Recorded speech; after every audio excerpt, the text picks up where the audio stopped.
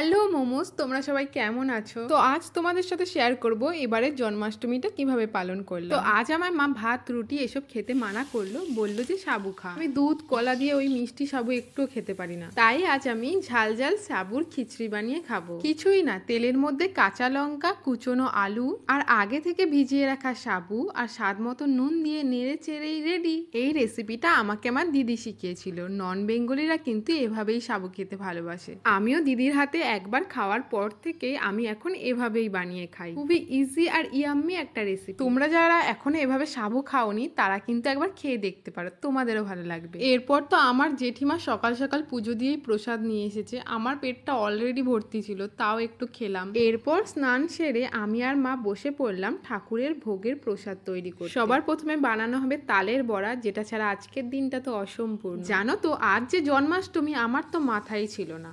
সকালবেলা মা বলল বাবা আজ পুজো দেবে, তখন আমার মাথায় আসলো যে আজ জন্মাষ্টমী। আর মাকে বললাম মা লাস্ট ইয়ারের মতন এবছর আমি জন্মাষ্টমী পালন করতে চাই। তাই মা সকাল সকালই বাজারে চলে যায় সব সামগ্রী আনতে পুজোর।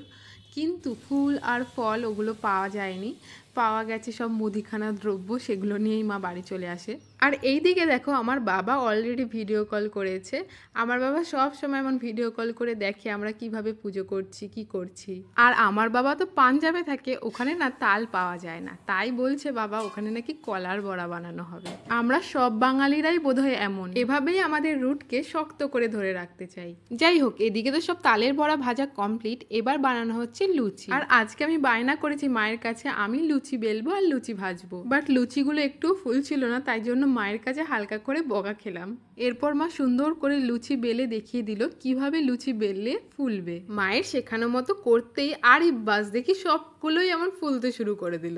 আমরা যে কাজগুলোই করি মনে হয় মাদের মতন অতটা সুন্দর হয় না, মাদের হাতে মনে আলাদাই জাদু আছে। মা কি একটা ম্যাজিক করলো কি জানি, তারপরে সব কটাই এমন আলুর মতন ফুলতে শুরু করে দিল। এসব করতে করতে প্রায় সন্ধ্যাও হয়ে এসেছে, আর আমি বসে পড়লাম ঠাকুরের জন্য মালা গাঁথতে। মা তো বাজারে কোনো রকম ফুল পেলো না, কি আর করা যাবে, তাই মা যেই ফুলগুলো সকালে তুলে রেখেছিল সেগুলো দিয়েই ছোট একটা মালা বানাচ্ছি। আমার একটা বন্ধু বলছিল তুই এখনকার দিনের মেয়ে হয়েও এসব পুজো আর্চা করিস, তাও আবার তুই নাকি কম্পিউটার সায়েন্স স্টুডেন্ট। এই কথাটা ঠিক কি জবাব দেবো আমি বুঝতে পারলাম না। আমি তো ছোট থেকেই দেখি মা সুন্দর করে লক্ষ্মী পুজো করে, তবে কেন জানি না গত বছর থেকে আমার না এই গোপাল পুজোও করতে ইচ্ছে হলো। আমাদের বাড়িতে কিন্তু কোনো প্রতিষ্ঠিত গোপাল ঠাকুর নেই, তবে গোপাল ঠাকুরের ফটো আছে, সেটাকেই আগের বছর পুজো দিয়েছিলাম, এবারও তাই করব। পুজোর সব আয়োজন শেষ হওয়ার পর আমি আর মা হাত মুখ ধুয়ে আবার জামা কাপড় চেঞ্জ করে নিলাম। এরপর ঠাকুরকে দুধ মধু ঘি ওগুলো দিয়ে স্নান করালাম। আমার না ছোট থেকে এভাবে পুজো করতে খুব ভালো লাগে। ছোট থেকেই মা যখন লক্ষ্মী পুজো করে আমার লক্ষ্মী পুজো ফিল হচ্ছে। আমাদের বাড়িতে লক্ষ্মী পুজোটা এভাবে সন্ধেবেলা করেই হয়, তবে সেদিন আরো বেশি আয়োজন হয়, আরো লোকজন থাকে, আর সুন্দর করে আলপনাও দেওয়া হয়। দেখো তোমাদের সাথে কথা বলতে বলতে ঠাকুরকে ফুল দিয়ে সাজানো আর অন্যান্য আয়োজন কমপ্লিট। এবার শুধু ভোগ নিবেদন করা হবে আর ঠাকুরকে আরতি করব।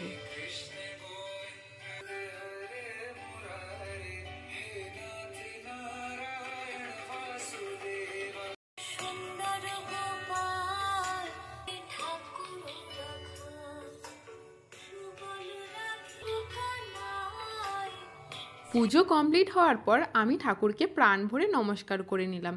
এরপর মা দেখো এইদিকে সব টিফিন কৌটোতে ভাগে ভাগে প্রসাদ গুছিয়ে নিচ্ছে। পুজো শেষ হতে হতে অনেকটাই রাত হয়ে গেছিল, তাও মা বলছিল চল আজকেই এখনই দিয়ে আসি প্রসাদগুলো। কোনো প্ল্যান ছাড়াই যে আজকের পুজোটা এভাবে সম্পন্ন হবে আমি ভাবতেই পারি। তোমাদের আজকের দিনটা কেমন করে কাটলো কমেন্ট করে জানি।